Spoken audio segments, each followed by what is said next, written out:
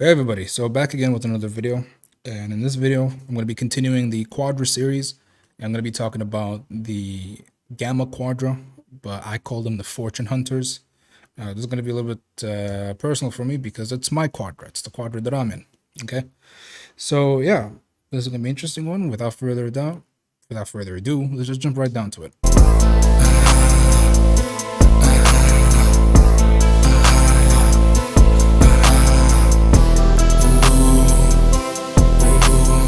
All right, so the Fortune Hunters. Let's just jump right down to the dichotomies. All right, they're intensifiers. They are constructivists as opposed to deconstructivist types, and they're individualist types. All right, so what does that all mean? I'm going to break it down. Intensifiers are the types of who these are the types that value the NISE axis, basically. All right, they have some characteristics of them is that they have a hard time relaxing and slowing down. They sort of need a third party to help them relax. Now, some of the types will struggle more with this than others, but overall, in general, they don't value so much the take it easy approach to life or just relaxing. They want to overcome some sort of obstacle. They want to pit their will against something and go out and actually get something concrete and tangible. They want to use force of will to acquire things. This is what the SE is all about. And yes, even in the ILI, this is the case who have SE suggestive. It's just for the ILI, in their cases, that they're more so looking for external help in that regard, right? But nevertheless, they value this stuff. Now, whether they are good at actually doing it or not is completely different, right? So some of them are actually good at the SE stuff, the just pitting your will against things and going out there and overcoming obstacles and mountains, while others aren't so good at it, but they all value it. Okay. Being NISE means also that they are, when it comes to work, they're more concerned with the fruits of their labor. That's what's most important for them, not so much the convenience. So when they talk to you about work, they're talking about what they get out of it. All right, the fruits of their labor. They don't really care so much about the convenience or the comfort of their work circumstances or even their living conditions as well. That's not really a priority for them. Now, they're also constructivist types. Now, what that means is that they value TEFI. Now, the constructivist types, unlike the deconstructivist, which are seeking to align themselves with a set of principles, create structures and formats and models, and live by those, the constructivist types instead are they utilize TE as for their logic, for their problem solving. Now, what that means is that instead of focusing on aligning themselves to specific principles and living by them, they're more concerned with data. Data is more important than principles, although again, some of them are going to be like the gamma NTs will be very good at utilizing principles, but they don't necessarily value it as much as data. Data is what they really value. And by data, I mean statistics, acquiring information and data from secondhand sources like books, documentaries, tutorials, courses, just going around and sort of surveilling the external world and trying to pick up data, information, facts, knowledge that they can then take, use, and apply to get results. And the results that they're trying to accomplish in most cases, are influenced by FI personal sentiments. Now, let's talk about FI.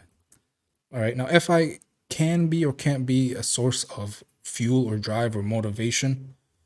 It's quite debatable, but what FI really is that it's more so a person's own subjective sense of good or bad based off of, oh, I dislike this thing, I dislike that person, I like this thing here, I like that person, for whatever reason, right? The criteria for why the person likes or dislikes something or someone is completely up to the individual. Sometimes the individual themselves won't even know why they like or dislike something or someone. But the point is that their idea of good or bad really comes from more so an internal place rather than a set of structured rules or laws or principles, right? Like they won't follow a principle that tells them do this because it's good if they don't feel good about it, basically. That's kind of what TFI is like. All right.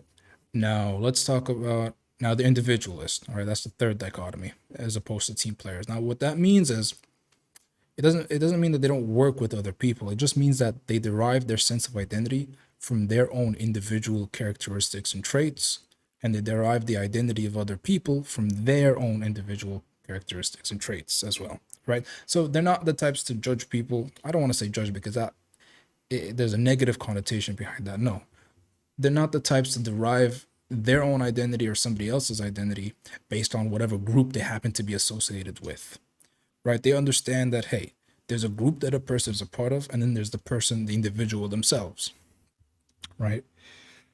And yeah, so they really determine a person's identity based off of specific qualities and traits that they possess. Now, what is the one thing that the fortune hunters are seeking after the most? Now, it's kind of already implied in the name. All right, just like the knights was sort of implied in the name. The knights are all about finding something to fight for. The fortune hunters are looking for things of eternal value, you could say. They're treasure hunters, basically. That's really fortune hunters. That's literally the name of it, right? They're fortune hunters. But it's not just, but more than just that. They're looking for the thing that drives them the most, what they're really all about is achievement and freedom. Or should say freedom to achieve the things that they want to achieve in, right? And then acquire whatever valuable thing that they have. Now the valuable thing could be, it could be money, it could be time, it could be freedom to do what they wish to do with their time, or it could be relationships with people. That's more so the SFs. You can really see that with the SFs, right? Like the SFPs, they're like, oh, I went and I finally got the girl that I've always been dreaming of. Or with the NTs, it's more like, oh, I finally started the company that I've always wanted to start. Or, like stuff like that. That's just stereotypical, but it's more or less like that, right? But that's the one thing that the gamma types are, fortune hunters are after the most. So let me list a couple celebrities who fall under the this quadra. Would be, what's a good person I can start with? What is a good person I can start with? All right, let's start with Christopher Nolan, just film director. He's an LIE, MBTI, ENTJ. Christopher Nolan's one. Quentin Tarantino's another. This might be a little bit debatable, but Mark Zuckerberg, I think, is one. ILI, Mark Zuckerberg. Who else? There's quite a lot. I don't know why they escape my mind right now at the moment. Mark Cuban, very clear example of a gamma type, of a fortune hunter. Who else? Thinking more on the SF side, Margaret Thatcher, right? She's commonly typed as an ESI, as a fortune hunter. Margaret Thatcher would definitely be a good one, actually. And yeah. Now, this isn't an individual, but I'd say that overall, you'd find that the entire Hollywood industry is gamma. That's just my opinion, but a lot of it is a gamma-based culture, right? The U.S., when it first settled, when it gained its independence from England, it was a completely gamma culture. Although nowadays it's turning into more beta or the Knights culture a little bit more.